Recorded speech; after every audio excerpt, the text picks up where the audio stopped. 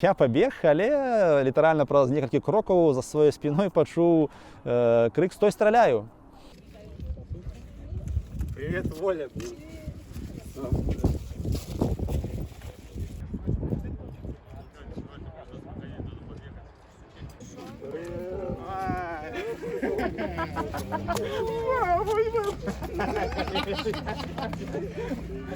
Затрымалі мяне 27 сакавіка каля гандлёвага цэнтра Еўропа. Што мне кінулася ў вочы, тое, што у гэтым звычайна людным месцы, калі я там апынуўся, людзей амаль не было. Разам з тым, у гэты час у гэтым месцы была вялікая канцэнтрацыя сілавікоў. Стаялі аўтазакі, стаялі ваенныя. Бачу, што там ужо, значыць, ваенныя спыняюць машыны, людзей вытаскиваюць з машын і адразу адводзяць в аўтазакі. Кого-то там рандомна хватаюць нейкага юнака, вядуць, значыць, в аўтазак.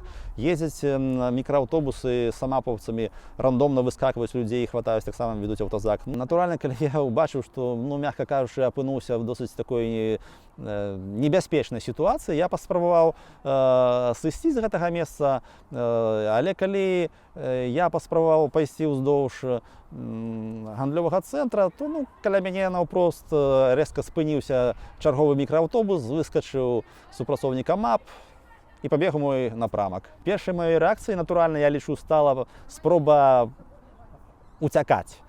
Я пабег, але літаральна праз некалькі крокаў за сваёй спіной пачуў крык «Стой, страляю!».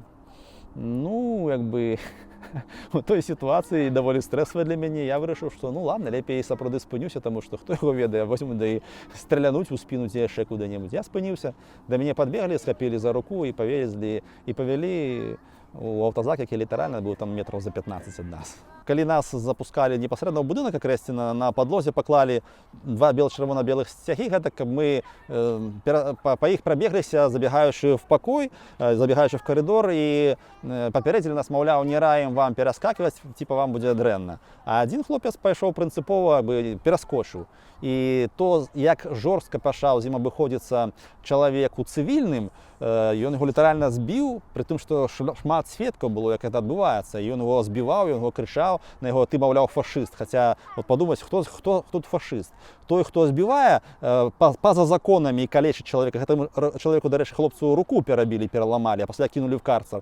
Ці той, хто выйшаў у горад і, па сутнасці, нічога і не зрабіў, бо, наколькі я ведаю, акцыі-то ніякай не было ў горадзе, да? Ты хто все-таки фашыст? Умовы, у якіх апынуўся я і іншыя затрыманыя, напэўна, можна прыраўняць у нейкім сэнсе да катаванню.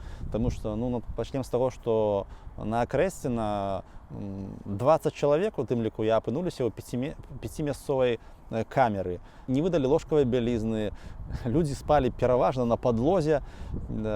Хто ў чым затрымалі, у тым і спалі. Што тычыцца Жодзіна, адразу нас этапіравалі і расселілі па камерах. Я і яшчэ 3 чалавекі патрапілі ў 10-месную камеру, якая ўжо цалкам была запоўненая. Такім чынам мы апынуліся 13 у 10-меснай камеры. На пачатку першыя пару дзён было адносна комфортна. Мы спалі на падлозе альбо на стале, але тыя, хто спалі на ложку, з намі падзяліліся коўдрамі, мы маглі на коўдры пасцеліць, на коўдры легці і пад коўдрамі і коўдрамі накрыцца.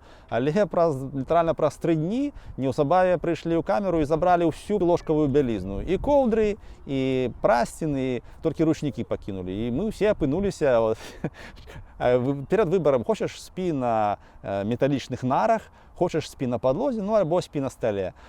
Самым, на мой погляд, комфортным месцам было спаць на стале.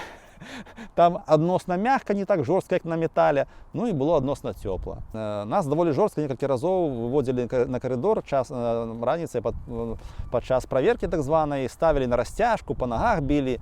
Некаторым там прыляцела злёгку, тым не менш, дубінкай, нагой. Абсолютно нематываваная жорсткасць была некалькі разоў зафіксаваная. І аднойчы міліцыянту, які даглядаў за намі, наглядчыку, не спадабалася, як падчас ранішняй праверкі паводзіў сябе адзін з юнакоў хлопцаў, галавой круціў. Я цябе правучу, правучу не толькі цябе, а ўсю камеру. Прыйшлі 2 міліцыянты, сержанты, і давай зараз будзеце прысядаць. І давай уключылі нейкую музыку, І на раз, два ці присели, сели, устали. І нас так хвилин, не ведаю, 10 ці колькі ми присідали. Я це витримлював, але ж з нами там були люди сталого віку, які, пробачте, їм було складно. Був чоловік, у якого, наприклад, проблема була з коленними суставами, вони вже на заміну, і він операції чекає. І для його таке практикування це критично небезпечно було. Але їм було по барабану. Сели, встали, як говорив міліціянт, я такое витримав, і ви повинні витримати. Після таких присідань один з мужчин з ростом за 40 упав на плитку і розбив голову. Що мене як чоловіка уразило, звісно, це то, як кардинально відрізняються поведінки міліціянтів, коли вони без маски, и у маски, и у балаклаве. Без маски, ну, такие, как правило, ледве не милейшие люди. И могут и пожартовать, и там нечто дозволить. А коли апранають маску, і, можливо, їм ще ніякі загади, напевно, їм загади доводилися, так мовити, покошмарити зневолених. І як вони з такою агресивністю вони поводять, ну, таке відчування, що, ну, потрапив в застінки гестапо.